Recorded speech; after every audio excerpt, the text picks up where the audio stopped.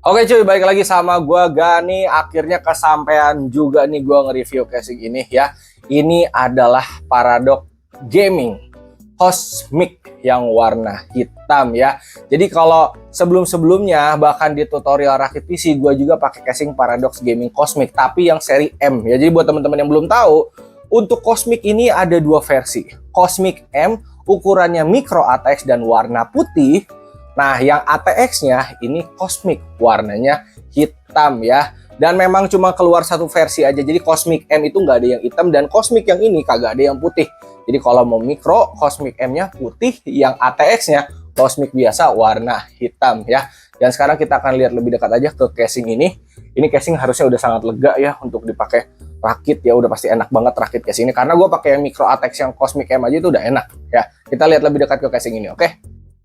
Oke, ini dia si casingnya ya, Paradox Cosmic ATX Black ya, sebuah casing akuarium yang bentukannya ada lekukan di sini ya, tempered glassnya di samping, di sisi sama di depan ya, dan ini udah bolong-bolong mesh untuk sirkulasi aman ya, samping juga sirkulasi aman. Untuk pertombolan ada power, ada USB 3, ada Type C, ada ini audio jack ya. Oke, kita akan buka casingnya. Jadi casing ini tuh kalau dilihat dari belakang kelihatan kayak semi nggak usah pakai obeng-obeng lagi ngebukanya. Tapi sebenarnya kita masih butuh ya. Oke, yang nggak pakai obeng-obengan lagi itu cuma yang atas sama samping aja. Yang atas kita buka ya. Ini mesh ya, bolong-bolong. Sama bagian samping ini kita tinggal tarik. Nah, ini nggak pakai baut-bautan lagi guys, nggak pakai obeng-obeng lagi. Tinggal buka aja ya. Dan ini memang tidak ada dust filter dalam, tapi karena lubangnya kecil, ya ini udah lebih dari cukup teman-teman untuk sirkulasi ya. Oke. Lalu untuk ngebuka tempered glass yang di sini ya, sama di samping, sama di depan, itu ada baut teman-teman ya. Yang tempered glass ini samping satu ya, yang di sisi ini ada dua, yang bagian depan ini ada dua ya. Tapi untuk yang bagian sisi ini bautnya nggak cuma di atas doang. Jadi kalau yang samping sama depan ini kalian cukup lepas baut yang atas, udah tinggal bisa dibuka. Tapi kalau yang samping kalian harus lepas baut yang di bawah juga nih, di sini ya. Dua biji ini harus dilepas ya. Oke, gue lepas duluan nih.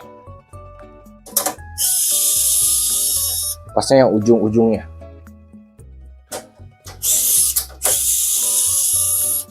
Oke, lalu kita berdiriin lagi. Kita buka dulu dari yang ini ya, yang tempered glass yang di samping sini. Dia cuman satu baut di atas tengah. Amankan bautnya. Udah, ini langsung tarik guys. Tarik terus angkat ya. Dia sistemnya pakai klip ya. Nih. Oke, dia masuk ke lubang ini. Begitupun yang atas sama yang samping tadi pakai klip juga masuk ke atas ini ya. Klip itu yang tonjolan-tonjolan begini guys ya. Ya jadi dia masuk prak gitu ke kunci di bagian lubang-lubang kayak gini. Di samping ada, di atas ada ya. Nah, sekarang kita buka yang samping. Ada dua. Satu dan dua. Oke, ini kita tarik, kita angkat. Oke. Jadi untuk yang panjang ini dia bautnya dua di atas dan dua di bawah. Lalu untuk yang sini ada dua juga. Sebenarnya guys, kalian ngebuka yang samping doang itu udah cukup. Cuma kalau kalian pengen lebih lega, ya buka aja semuanya guys, kagak ada salahnya kok. Itu akan mempermudah saat rakit. Tinggal angkat juga ya. Ada logo Paradox Gaming di bawah. Oke, nah bukanya kurang lebih seperti itu. Sekarang kita lihat casingnya lagi teman-teman ya. Casing ini support motherboard ATX ya. Dan micro sama mini juga support. Cuman udahlah paling bener ATX aja ya, yang gede. Dan dia udah support BTF karena di sini bolong-bolong. Jadi kalau colokannya di belakang, ini udah ready juga teman-teman ya. Terus untuk perkipas-kipasan duniawi, dia itu udah dapat satu di belakang. Ini RGB 3 pin sama PWM ya.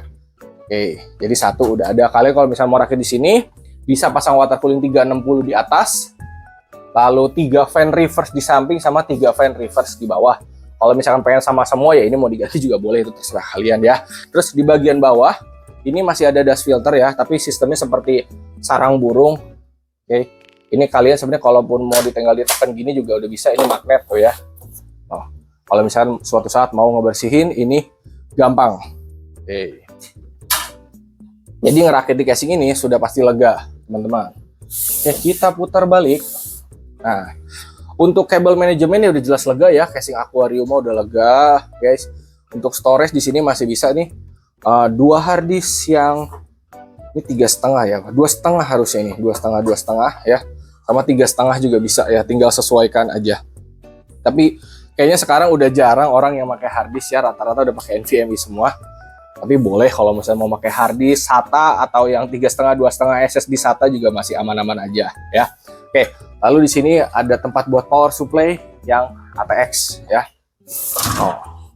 Jadi nanti untuk jalur kabel manajemennya ini masih gampang banget karena ada beberapa casing aquarium yang power supply-nya di bawah, itu menurut gua kabel manajemennya jadi agak nyusahin guys. Kalau misalnya di atas gini enak. Jadi kita bisa leluasa di bawah sama leluasa di atas ya, dan apalagi ini ATX. Oke, perkabelan ya. Kita lihat.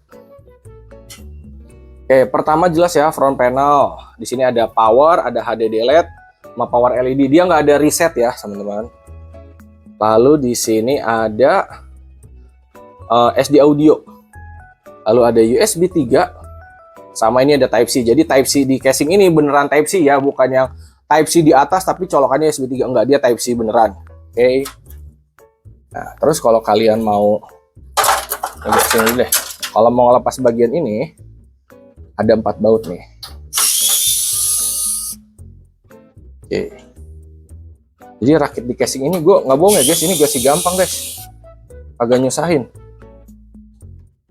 Karena dia strukturnya lega guys. Nah, dia ada 4 baut. Enaknya sih bagian ini dilepas, kalau udah selesai baru nanti dipasang lagi. Nah, di sini ada kotak, teman-teman ya. Isinya perbaut-bautan duniawi dan harusnya manual ada di sini, teman-teman. Oke. Mana ini bukanya? Oh, dari samping ini ya. Oke, ternyata nggak ada manual, teman-teman ya. Dikasih velcro sama perbaut-bautan duniawi. Dan kalaupun tanpa manual ini kebaca sih guys, ketara ya. Gua aja yang baru, ini first impression gue aja untuk ngebongkar-bongkar ini masih ketara banget, jadi masih gampang ya. So overall untuk casing ini worth it teman-teman untuk di harganya ya, dan rakitnya pasti gampang banget. Jadi ditunggu aja proses rakitnya. Kalau teman-teman minat, linknya udah gua drop di deskripsi. Kalau ada yang mau rakit bisa gas DM Instagram Gani GP.